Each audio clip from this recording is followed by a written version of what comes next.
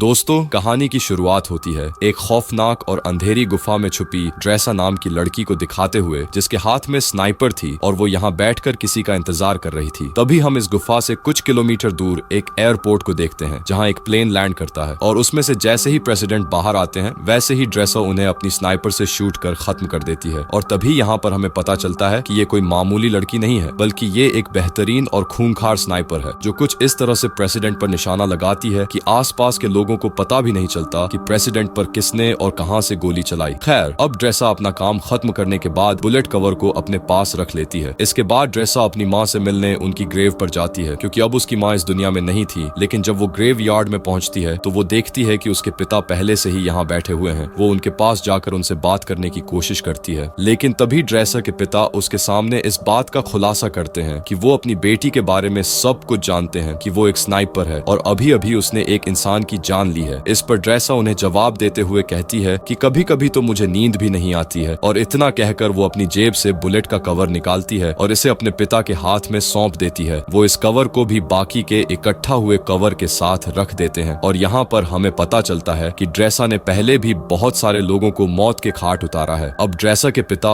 उसे अपने कैंसर के बारे में बताते हैं और कहते हैं कि मेरे पास बहुत कम समय बचा है और मैं केवल कुछ ही दिनों का मेहमान हूँ, लेकिन आने वाले दिनों में अगर मैं नहीं मरा तो इस वैलेंटाइन डे के दिन मैं खुद अपनी जान ले लूंगा। ये सुनते ही ड्रेसा के पैरों तले जमीन खिसक जाती है। अब वो अपने पिता को ऐसा करने से मना करती है, लेकिन वो अब भी ड्रेसा से यही कहते हैं कि ये हम दोनों की आखिरी मुलाकात है और शायद अब हम ना मिले। वहीं दूसरी तरफ हम लिवाय नाम के एक आदमी को देखते हैं जिसे उसके बुरे सपनों ने परेशान कर रखा है। इसीलिए लिवाय समुद्र के किनारे बैठकर अक्सर पोयम लिखता है और आज भी वो यहीं बैठा हुआ होता है। तभी लिवाय के पास अचानक एक मैसेज आता है जिसमें उसे एक एड्रेस पर आने के लिए कहा जाता है। लिवाय मैसेज पढ़ते ही तुरंत अपनी गाड़ी यहाँ से लेकर निकल जाता है और उस एड्रेस पर पहुंच जाता है। वो जैसे ही घर के अंदर एंटर करता है तो यहाँ उसकी मुलाकात एक लेडी से होती है जिसका नाम होता है बार्थोलोम्यू, और इन दोनों की बातों से हमें पता चलता है कि लिवाय पहले मिलिट्री में एक स्नाइपर हुआ करता था, लेकिन अब उसने इस काम से रिटायरमेंट ले ली है और अपना ज्यादातर समय घर पर ही बिताता है। यहाँ बार्थो लिवाय से बात करती है और उसे एक नया मिशन सौंपते हुए कहती है कि मैं तुम्हें किसी दूसरी जगह भेजना चाहती हूँ, क्योंकि तुम एक बहुत अच्छे स्नाइपर हो, इसलिए ये काम सिर्फ तुम ही कर सकते हो। साथ ही वो लिवाय से ये भी पूछती है कि क्या तुम्हारी फैमिली में कोई ऐसा है जो तुम्हारे जाने के बाद तुम्हें मिस करे, क्योंकि हो सकता है कि तुम वहां जाने के बाद उन्हें कभी ना मिल पाओ। ये सुनकर लिवाय थोड़ा सोच में पड़ जाता है और बार्थो से कहता है कि मेरी फैमिली में ऐसा कोई नहीं है और मैं अकेला रहता हूँ। इसके बाद बार्थो उसे मिशन की सारी जानकारी बाद में देने को कहती है। इसके बाद लिवाय को बेहोश कर दिया जाता है और जब उसकी आंख खुलती है तो वो अपने आप को एक प्लेन में पाता है, लेकिन लिवाय को अब तक ये नहीं पता था कि उसे मिशन के लिए कौन से देश ले जाया जा रहा है। इसलिए वो प्लेन में मौजूद स्टाफ से जब ये बात पूछने की कोशिश करता है तब सभी उसकी बात को इग्नोर कर देते हैं, पर एक पायलट आकर लिवाय को बताती है कि तुम्हारी डेस्टिनेशन आ चुकी है और अब वो उसे यही लैंड कराने वाले हैं। साथ ही वो लिवाय से ये भी कहती है कि तुम्हें अपनी मंजिल तक पहुंचने के लिए यहाँ से कम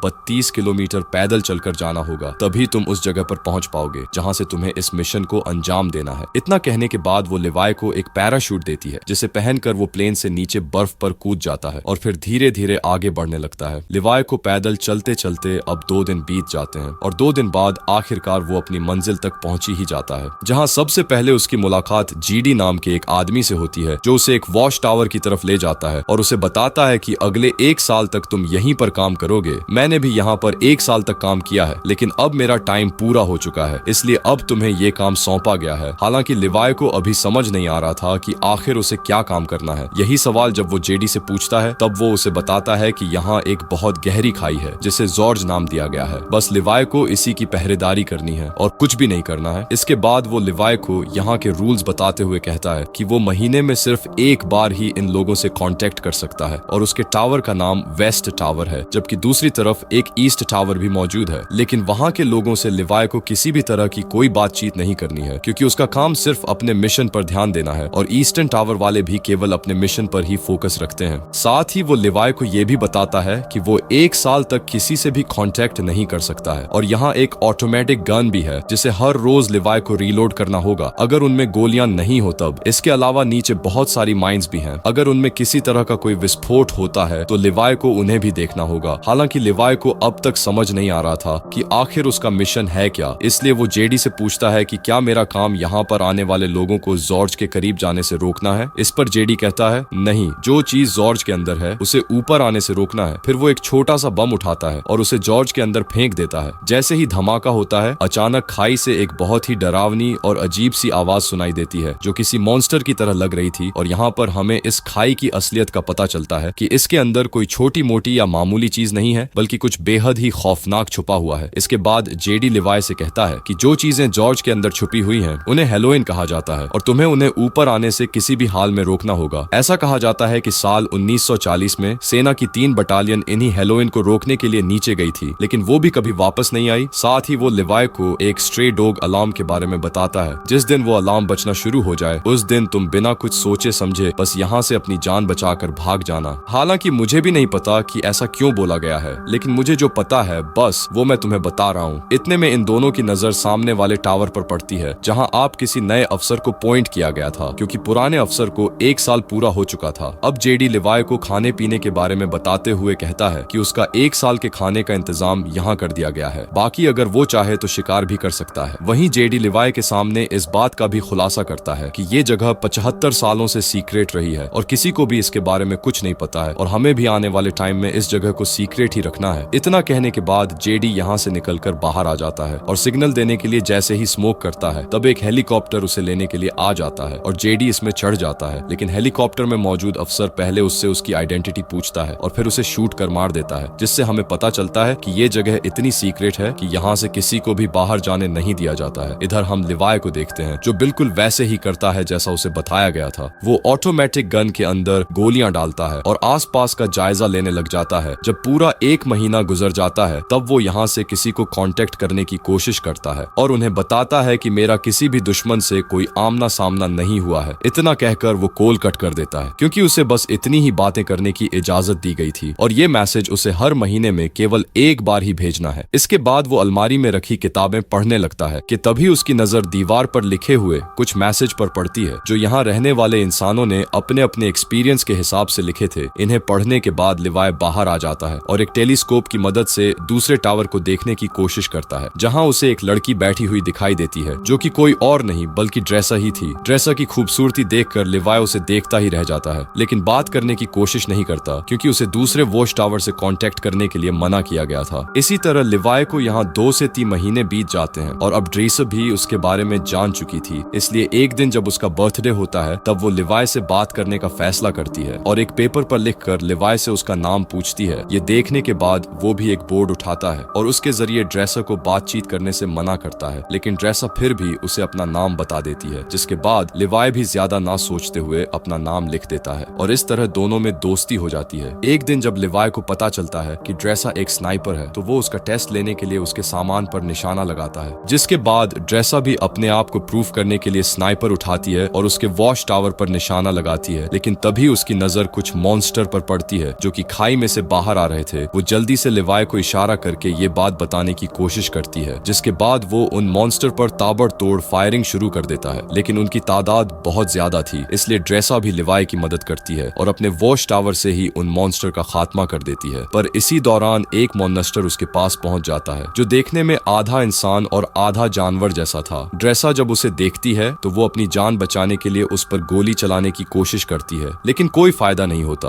और वो मॉन्स्टर लगातार ड्रेसा की तरफ बढ़ता रहता है। लेकिन सही वक्त पर लिवाय उसे शूट कर उसकी जान ले लेता है और ड्रेसा को बचा लेता है। इसके बाद अगले दिन लिवाय माइंस के अंदर जाता है जहां अचानक खाई में से एक छोटा सा ड्रोन निकलता है और उड़कर यहां से चला जाता है। लेकिन उसके जाने से पहले लिवाय और ड्रेसा दोनों इसे देख लेते हैं, लेकिन इन्हें पता नहीं होता कि आखिर ये है क्या। इस तरह इन दोनों को यहाँ कुछ महीने और बीत जाते हैं और अब दिसंबर का महीना शुरू हो चुका था जहाँ एक दिन लिवाय ड्रेसा से मिलने का फैसला करता है और वो अपने RPG में जहाँ मिसाइल डाली जाती है उस जगह पर एक रस्सी को बांध देता है। उसे ऐसा करते हुए ड्रेसा भी देख लेती है, लेकिन उसे भी समझ नहीं आता कि आखिर लिवाय करना क्या चाहता है। इतने में लिवाय इस मिसाइल को दूसरी तरफ छोड़ देता है जो कि एक रस्सी के सहारे बंधी हुई थी और ये रस्सी ड्रेसा के पास पहुंच जाती है, जिसके बाद वो इसे एक पेड़ से बांध देती है और फिर लिवाय इसके सहारे यहाँ से दूसरे वॉच टावर तक पहुंच जाता है। इधर ड्रेसा जब उसे देखती है तो उसे बहुत ज्यादा खुशी होती है, पर वह लिवाय को गले लगाने से पहले उसे नहाने के लिए कहती है और खुद CVC कैमरे की मदद से लिवाय को नहाता हुआ देखती है। इसके बाद ये दोनों एक दूसरे से बहुत सारी बातें करते हैं और इस दौरान ड्रेसा लिवाय से पूछती है कि तुमने सबसे लंबा शूट कब मारा था। इस पर लिवाय बताता है कि मैंने 3240 मीटर दूर से एक आदमी को मार गिराया था और पहले मैं मरीन में काम किया करता था। इसके बाद वो ड्रेसा से पूछता है कि आखिर इस जगह में ऐसा क्या है जो इसे इतना सीक्रेट रखा गया है। तब ड्रेसा उसे ज्यादा ना सोचने और अपने काम से काम रखने के लिए कहती है। साथ ही उसे अपने पिता के बारे में भी बताती है जो शायद अब तक मर चुके होंगे। इसके बाद वो म्यूजिक प्ले करती है और लिवाय से डांस करने के लिए कहती है, जिसके बाद ये दोनों साथ में डांस करते हैं और एक दूसरे के करीब आकर यही सारी हदें पार कर देते हैं। इसी दौरान लिवाय ड्रेसा को अपनी कविताओं के बारे में बताने लगता है और उससे कहता है कि मैंने तुम्हारे लिए भी एक पोयम लिखी है। इतना सुनते ही ड्रेसा उसे पोयम सुनाने के लिए कहती है, लेकिन लिवाय उसे ये कहकर मना कर देता है कि जब हम दोनों यहाँ से निकल जाएंगे तब मैं तुम्हें वो पोयम दे दूंगा। अब सुबह होते ही लिवाय यहाँ से जाने का फैसला करता है, लेकिन जैसे ही वो बीच रास्ते में पहुंचता है तो देखता है कि मॉन्स्टर उसके वॉच टावर पर चढ़ रहे हैं। पर टावर पर लगी माइन से जब वो टकराते हैं तो एक बहुत बड़ा धमाका होता है जिसमें लिवाय की रस्सी जल जाती है और वो इस खाई में गिर जाता है। इधर ड्रेसा भी ये सब देख रही होती है, इसलिए वो लिवाय को बचाने के लिए जल्दी से एक पैराशूट लेती है और बिना कुछ सोचे समझे खाई में कूद जाती है। जिसके बाद हम ड्रेसा को एक नदी में बहते हुए देखते हैं जो कि इसी खाई के अंदर मौजूद थी। वो किसी तरह अपने आप को बचाकर किनारे तक ले आती है। वहीं हम लिवाय को एक पेड़ से लटका हुआ देखते हैं जहां अचानक एक बड़ा सा केकड़ा आकर उस पर हमला कर देता है, जिस वजह से लिवाय पेड़ से नीचे गिर जाता है और यहाँ उसे पेड़ की जड़ें पूरी तरह से जकड़ लेती है। इससे पहले कि वो लिवाय को नुकसान पहुंचा पाती, यहाँ ड्रेसा आकर उसे बचा लेती है और ये दोनों इस जगह को देखने लगते हैं कि तभी यहाँ कुछ होलोमैन घोड़े पर सवार होकर आते हैं और इन पर हमला कर देते हैं। लेकिन लिवाय और ड्रेसा इनसे डरने के बजाय इनका डटकर मुकाबला करते हैं और दो होलोमैन को मार गिराते हैं, लेकिन एक वहां से भाग जाता है। इधर लिवाय ने जिस होलोमैन को मारा था वो अब उसे चेक करने के लिए उसके पास आता है तो देखता है कि इसने वर्दी पहनी हुई है। वर्दी को देखते ही लिवाय को जेडी की बताई हुई बात याद आ जाती है। आज से सालों पहले 3 बटालियन सेना इस खाई के अंदर गिर गई थी जो कभी वापस नहीं आई, लेकिन ये अब तक जिंदा कैसे है? यही सवाल लिवाय को सोचने पर मजबूर कर देता है।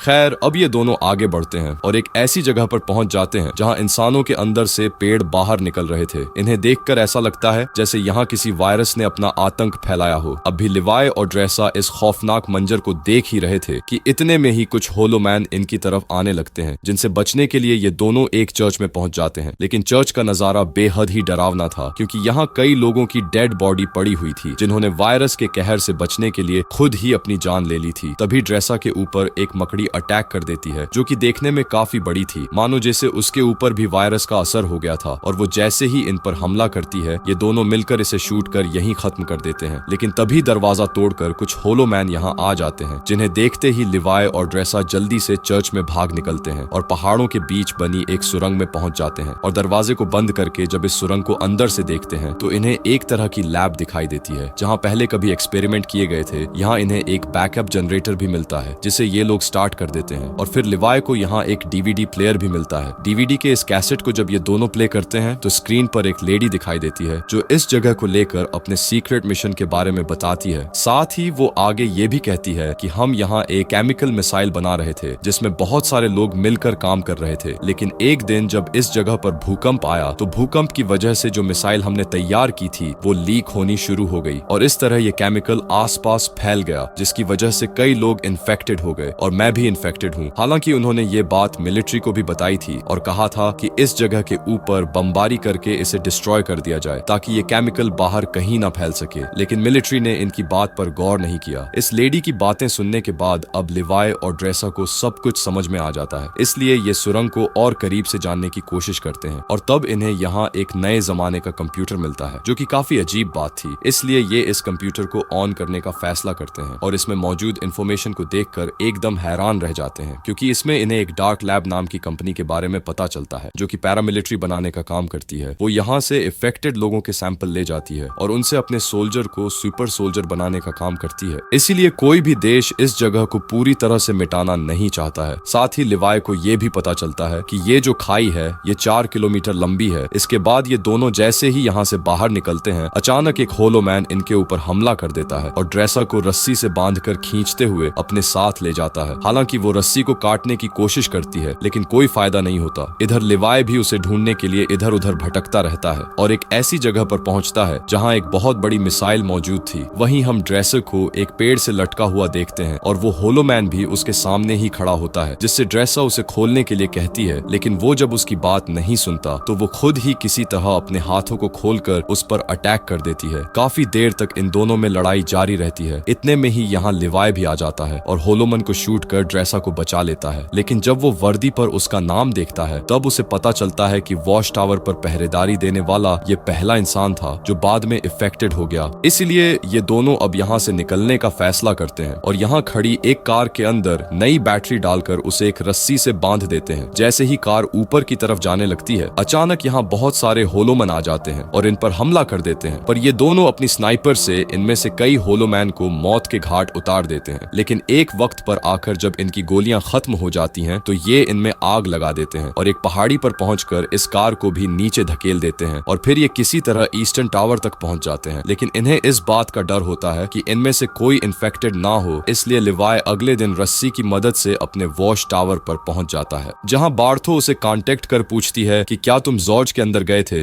इस पर लिवाय मना कर देता है। ये सुनकर बार्थो उसे कहती है कि हो सकता है कि दूसरे टावर का कोई अफसर जॉर्ज में गया हो, क्योंकि किसी ने हमारे कंप्यूटर को स्टार्ट किया है, इसलिए अब तुम्हें उसे मारना होगा। हालांकि बार्थो ने पहले ही सीसीटीवी फुटेज में देख लिया था कि ये दोनों जॉर्ज में गए थे, लेकिन वो लिवाय के सामने इस बात का इजहार नहीं करती है, बल्कि खुद ही अगले दिन यहाँ आ जाती है। लेकिन इसके हेलीकॉप्टर को लिवाय और ड्रेसा दोनों देख लेते हैं और इन्हें पता चल जाता है कि ये इन्हें मारने के लिए यहाँ पे आई है, इसलिए ये जल्दी से जंगल की तरफ भाग जाते हैं। लिवाय को पता था कि 4 किलोमीटर को पार करने के बाद ये खाई आपस में मिल जाती है और फिर वो ड्रेसा से मिल सकता है, इसलिए ये वॉच टावर के एंट्री पर हमला करता है और यहाँ अलार्म बजना शुरू हो जाता है, यानी कि यहाँ अगले 2 मिनट में स्ट्रे डॉग मोड ऑन हो जाएगा और ये जगह अपने आप डिस्ट्रॉय हो जाएगी। अब बार्थो भी ये बात अच्छी तरह से जानती थी, इसलिए वो हेलीकॉप्टर लेकर यहाँ से भागने लगती है। इधर ड्रेसा और लिवाय भी भागने लगते हैं, जिसके बाद 2 मिनट पूरे होते ही जॉर्ज के अंदर जो मिसाइल रखी हुई थी वो ब्लास्ट हो जाती है और इस ब्लास्ट की वजह से सभी होलोमैन मारे जाते हैं। वहीं बार्थो का हेलीकॉप्टर भी इस धमाके की चपेट में आ जाता है, जिस वजह से वो भी मारी जाती है। इधर लिवाय भी पानी में गिर जाता है, लेकिन ड्रेसा इन सब में बच जाती है और एक जगह बैठकर उसका इंतजार करने लगती है। काफी दिन बीत जाते हैं, लेकिन लिवाय का कोई अदा पता नहीं चलता, इसीलिए वो उसकी लिखी हुई पोयम खोलकर पढ़ती है और फिर अपनी नई जिंदगी की शुरुआत करती है और एक रेस्टोरेंट में काम करने लगती है। लेकिन तभी अचानक एक दिन वहाँ लिवाय आ जाता है, जिसे देखकर ड्रेसा बहुत खुश होती है और इसी के साथ ये कहानी यहीं खत्म हो जाती है। तो दोस्तों, कैसी लगी आपको ये कहानी हमें कमेंट करके जरूर बताएं और ऐसी ही अमेजिंग मूवीज एक्सप्लेनेशन वीडियो देखने के लिए हमारे चैनल को सब्सक्राइब करें। मिलते हैं अगली वीडियो में।